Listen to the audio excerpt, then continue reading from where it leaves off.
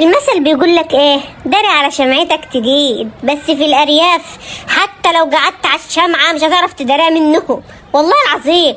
بصوا، هي العيشة في الارياف يعني الطيبة والجدعنة والضحكة الصافية اللي طالعة من القلب، وتشم هوا نضيف كده وانت قاعد في الغيط وسط المعيز بتوعك ولمة العيلة حواليك. بس في نفس ذات الوقت العيشة في الارياف يعني الحسد والحقد والغل، ويعدوا عليك النفس اللي طالع واللي داخل، ويعدوا عليك الاكل والشرب والعيال والبط.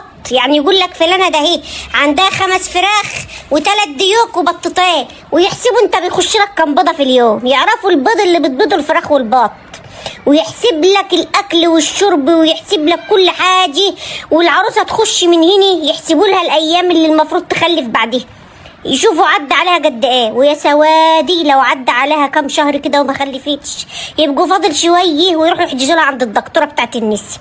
اللي بيتاخر عن الحمل في الارياف اكتر من 6 شهور، الواحده لو اتاخرت عن 6 شهور حاجه تلاقيها لبست النقاب عشان ما حدش يعرفها، انفضحت يا قلب امها في البلد، داخله بقالها 6 شهور وما خلفتش. ويقول لك ده تلاقي جوزها بيدور على واحده يتجوزها. ايوه، ما هي غابت بقى.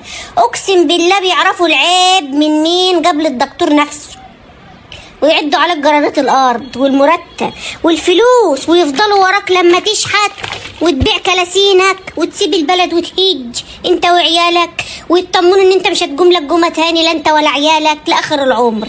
هم مش مدين فرصه للشمعه تجد ولا تتزفت، هم بينفخوا فيه.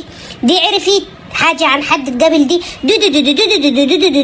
دي عرفت تقابل فلان شوف علان انت عارف لو رحت قعدت في الصحراء عشان لا تشوف حد ولا حد يشوفك ولا تكلم حد ولا حد يكلمك ولا تعرف حاجة عن حد ولا حد يعرف حاجة عنك، هيقولوا راح الصحراء عشان لقى كنز هناك، رايح يحفر ويطلع الكنز اللي هناك.